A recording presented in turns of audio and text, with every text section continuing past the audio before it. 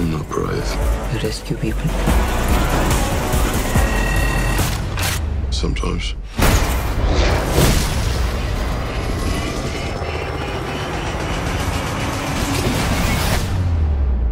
Sometimes I do other things. Bonjour à tous, aujourd'hui on plonge dans les coulisses d'une saga qui a révolutionné les films d'action récents. Vous pensez peut-être à Fast and Furious, Expendables? Non. Aujourd'hui nous parlons de Tyler Rake, ou Extraction en anglais, et sa suite. Souvent dans l'univers du film d'action on s'attend à des explosions, des scènes de combat et un héros indestructible.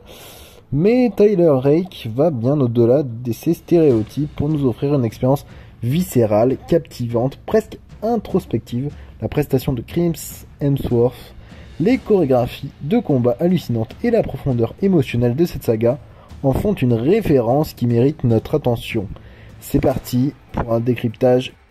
Commençons tout de suite avec de quoi ça parle. Et on commence avec notre premier film, Tyler Rake 1, où on va faire connaissance de notre héros, Chris Hemsworth, qui semble être tout droit sorti des enfers.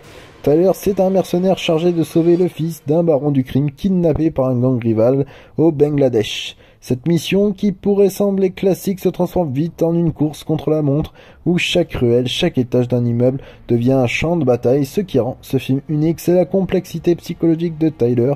Il n'est pas seulement motivé par l'argent, mais aussi par le poids d'un passé douloureux. Sauver cet enfant devient pour lui une mission personnelle, un acte de rédemption face à ses propres échecs familiaux.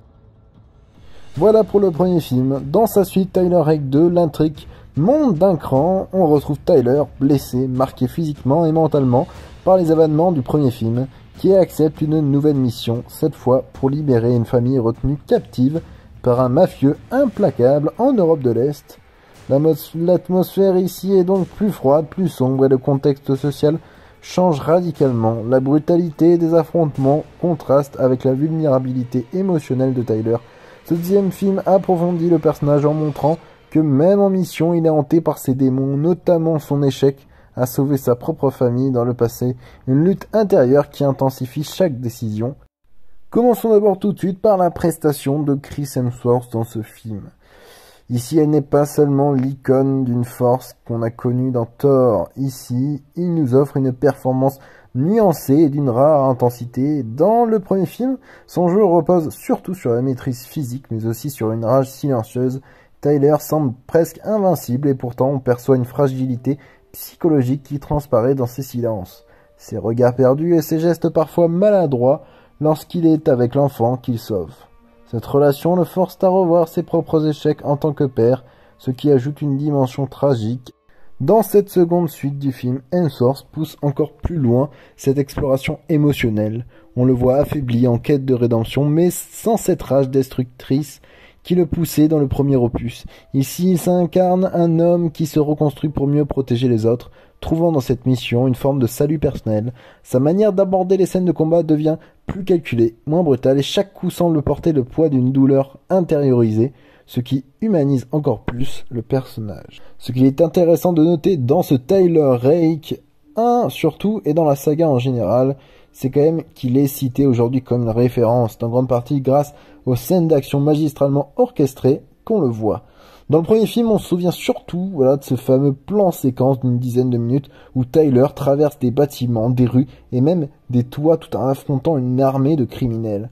Cette scène est juste magistrale, c'est un chef-d'œuvre technique. Chaque coup, chaque saut, chaque blessure est filmée de manière à ce que le spectateur ressente le chaos et la tension de la situation. L'absence de coupure dans le montage accentue l'immersion. Dans la suite, la barre est encore plus haute parce que cette fois-ci, la réalisation ne se contente pas de plans séquences dans des bâtiments. Elle inclut aussi des poursuites en véhicule, en train, des combats dans des zones confinées et même des affrontements en hélicoptère. Ce niveau de chorégraphie et de mise en scène est rarement vu dans le cinéma d'action moderne. C'est pour ça qu'on le voit par le fait que chaque mouvement semble calculé, mais l'impact est brut et viscéral. Les combats sont chorégraphiés avec une précision millimétrée, mais ils n'en perdent jamais leur réalisme. On ressent le danger à chaque instant, avec des combats en espace confiné qui rappellent les meilleurs thrillers d'action.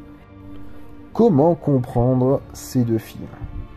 Ils appartiennent bien sûr à une même saga, mais ils se distinguent dans leur ton et dans l'évolution de Tyler. Dans le premier film, Tyler est un homme en colère, prêt à tout sacrifier pour mener sa mission à bien. Peu importe le prix, ce qu'il importe c'est de se prouver qu'il est encore capable de sauver une vie, malgré les cicatrices de son passé. Le film explore donc ici les thèmes de l'abandon, de la solitude et du deuil, utilisant l'enfant kidnappé comme un miroir du fils qu'il a perdu. Dans le deuxième film, cette quête de rédemption prend une autre tournure. Tyler semble plus ancré, moins destructeur, avec une conscience plus claire de ce qu'il peut perdre. La mission de sauver une famille n'est plus seulement une question de survie physique, mais aussi d'apaisement intérieur. Le contraste entre les deux films est fascinant. Le premier est un acte de libération presque suicidaire, tandis que le second est une reconstruction personnelle.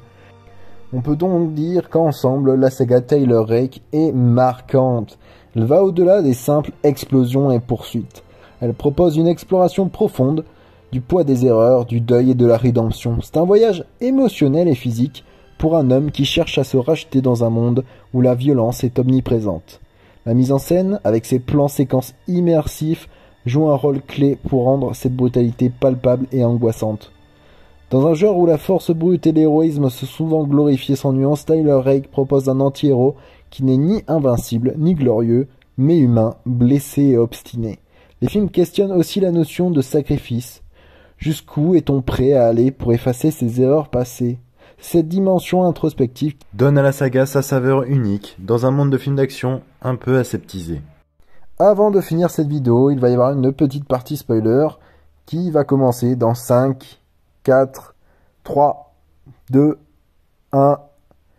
Pour les fans qui n'ont pas encore quitté leur siège après le générique de Tyler Rake 2, vous avez sans doute vu cette scène qui évoque un potentiel troisième film. La perspective d'une suite est excitante car elle promet de poursuivre l'évolution d'un personnage qui est encore en quête de paix intérieure. On peut se demander si cette prochaine aventure marquera une fin tragique, héroïque ou peut-être un début de rédemption véritable.